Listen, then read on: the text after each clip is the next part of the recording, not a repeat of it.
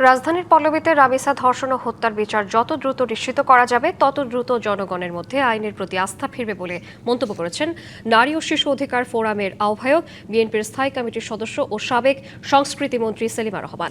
শুক্রবার সকালে রাজধানীর বীরপুরে শিশু রামিসার বাসায় গিয়ে এমন মন্তব্য করেন তিনি মনে করেন একের পর এক ঘটে চলা ঘটনাগুলো অদ্ভুত একটি চক্র বা ষড়যন্ত্র বলা যায়।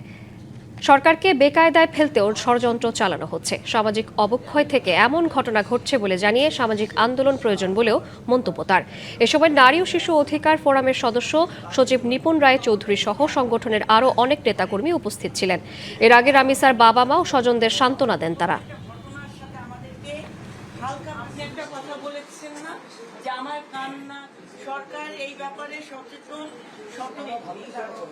বিভিন্ন পর্যায়ে যেখানে নারী ও শিশুদের অত্যাচারিত হচ্ছে কিংবা এইভাবে নৃশংস হত্যাকাণ্ডের শিকার হচ্ছে সেখানে আমরা যাচ্ছি।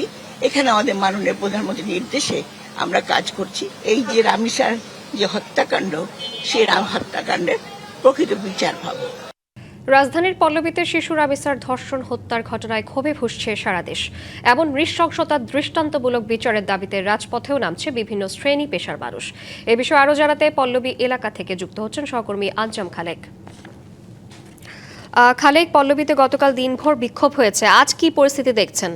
জি শ্রাবন্তী, শিশু রামিসা হত্যার পর থেকে কিন্তু আসলে এই এলাকাবাসী ফুঁসে উঠেছে সেই হত্যাকারী এবং ধর্ষণকারীর বিচার দাবিতে। আপনি দেখাতে চাই আমার পিছনে কিন্তু বৃষ্টি হচ্ছে, বৃষ্টির মধ্যেও কিন্তু অসংখ্য নারী পুরুষ এখানে এসেছেন এবং তারা কিন্তু এই রামিসার বিচার দাবি করছেন। সকাল থেকে কিন্তু ঈদ আসবে, সাথে ক্যাশব্যাকও আসবে। নিজের বা প্রিয়জনের জন্য কেনাকাটায় এবারও নগদ পেমেন্টে পাচ্ছেন দারুণ ক্যাশব্যাক। তাই যাই কিনুন, পেমেন্ট করুন নগদে। আরো মানুষ ছিল, বৃষ্টির কারণে অনেকেই পাশে অবস্থান করছেন। সকালে আমরা দেখেছি যে বেগম সেলিমা রহমান এসেছেন, তিনি কিন্তু জানিয়েছেন যে একের পর এক যে ঘটনা ঘটছে এটা একটা চক্রান্ত বা ষড়যন্ত্র বলা যায়। তবে এই ঘটনা দ্রুত বিচার নিশ্চিতের দাবি জানিয়েছেন তিনি। আমরা রামিসার এলাকার একজন প্রতিবেশীর সাথে কথা বলতে চাই যে তারা আসলে কি চাচ্ছেন। আপনারা রামিসা হত্যাকাণ্ডের ঘটনায় কি চাচ্ছেন? আমরা রামিসার হত্যাকাণ্ডের দ্রুত বিচার চাচ্ছি, যে বিচার এখনো কার্যকর করা হয় নাই। আপনার সারা জাতি আমরা দেখেছি যে তার স্ত্রী নিজে সাক্ষ্য দিয়েছে যে তারা ধর্ষণ করে তাকে গলা কেটে হত্যা করেছে। এখানে প্রমাণিত। আমরা আর কি আইনের প্রশ্রয় চাচ্ছি, কি আইনের ক্ষেপণ চাচ্ছি, সে ধরনের আইনের ক্ষেপণ আমরা দেখতে চাই না।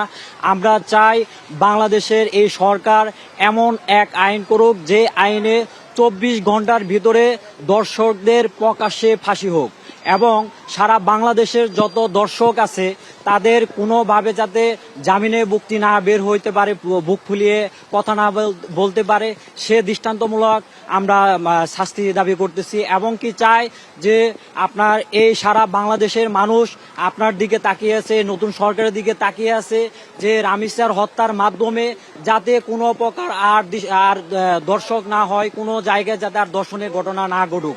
অতএব অতি দ্রুত সময়ে এই রামিসার হত্যাকারীকে এবং কি হত্যাকারীর সাথে যারা জড়িত ছিল তাদের অতি দ্রুত সময়ে জনসম্মুখে ফাঁসিতে ঝুলানো হোক এবং বাংলাদেশে এমন এক আইন করা হোক যে আইনে 24 ঘন্টার ভিতরে প্রত্যেকটা দর্শনের বিচার কার্যকর করা হয়।